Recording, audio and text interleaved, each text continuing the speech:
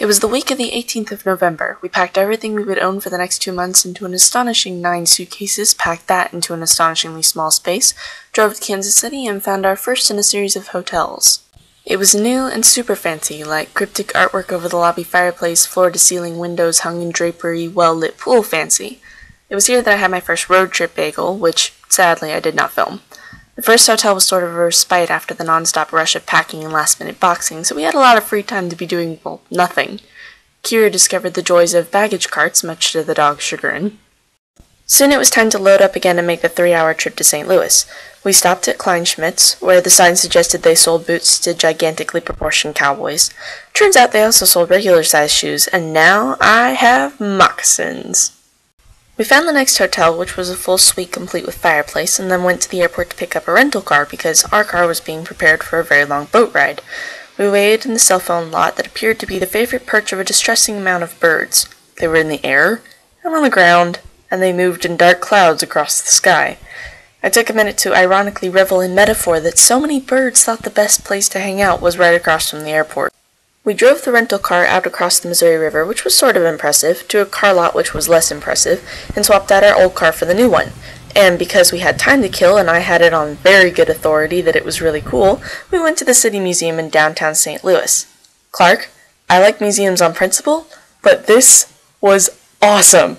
Everything was metal and open air, and you could climb through everything, and while there were museum-y bits to it, let's be honest, it's just a giant, insanely brilliant playground. Once we actually got inside, I found out I still have a thing about heights. Come on, the 5-year-old did it! Yeah, she did it from a lot further down. Come on! Uh-huh. One of the things I loved about the museum is I just kept thinking how ridiculous everything was. It's been a while since I played on a jungle gym and my whole mental reaction flatlined to, gotta climb on everything! I had some truly graceful moments trying to crawl around, but by George we made it to the top. And I was reminded of the birds and the airplanes, but before I could get too pretentious, Kinsey and I ended up having a fight in the ball pit. The inside part was, well, amazing. You can climb in, around, and on just about everything. The art alone in the walls and the floor was beautiful. We went through the caves, and I didn't get much of it on film because I was crawling and the light was pretty bad. We found a repurposed trolley car filled with nerdy graffiti, like the offering from this poet, and the fandom gang signs of the Whovians, the Supernaturalists, and the Sherlockians. Then we found the bug room, which was sort of terrifying but still really cool, complete with pickled slimy things that could potentially bottle fame, brew glory, even put a stopper in death. The actual museum portion was filled with bits and pieces of houses and cathedrals, and I found a painting of the city's namesake, St. Louis, also known as St. Louis IX. I found upon further investigation that he's the only French monarch to be declared a saint. There were some marble ladies nearby holding up a giant crest, and an answer phone for Otto von Bismarck, who was not a saint, but overall good at, unifying Germany. There were painted horses and a piano anyone could play covered in signatures. One of the things that struck me about the museum was how much the city had made it its own. This was a place for the people that had been lived in and loved, and they had left their names in Sharpie as a reminder of that fact. And they had sparkly mermaids and turtles who took plinking to a whole new level. How could you not love that? We also went to the Budweiser Museum, where they had holographic ladies who were not as cool as the sparkly and marble ones of the previous night. Kira, what are you excited about? Horses. And we went to see the horses, and holy crap, they have a cooler room than me. Seriously, the horses were freaking huge. If there's one thing I like less than the regular-sized horse, it's a horse whose hoof is bigger than my face. As we drove back to the hotel that final night, I got to see the arch up close for the first time. There's a reason things like that are landmarks. They are massive and overbearing and more than anything else, beautiful. The next morning, the morning of our departure, we repacked our suitcases, finished putting cautionary tape on the dog's kennel, and we were there, finally sitting in the airport ready to begin the actual adventure. I like airports, not because of all the people or the expensive but oddly good food or the idea of flight, but because everyone is there doing the same thing. They're all trying to get somewhere. There's a camaraderie born of waiting with the same group of people for your plane to have all the necessary mechanical checks done.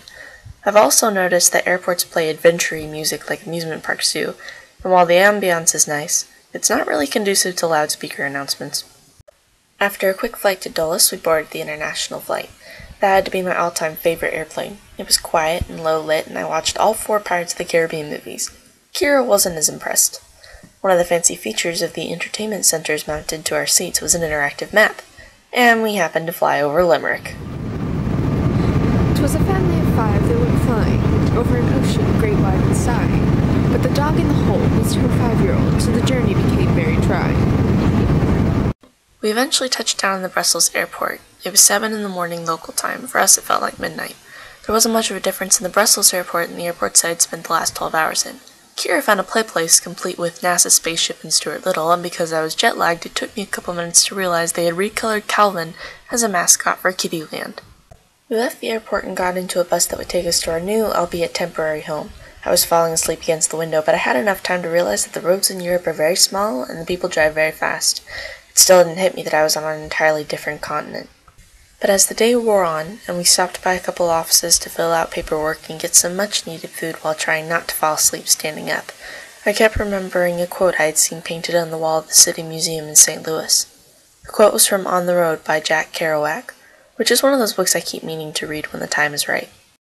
The only people for me are the mad ones, the ones who are mad to live, mad to talk, mad to be saved, desirous of everything at the same time, the ones who never yawn or say a commonplace thing, but burn, burn, burn like fabulous yellow Roman candles, exploding like spiders across the stars. And it hit me. I was home.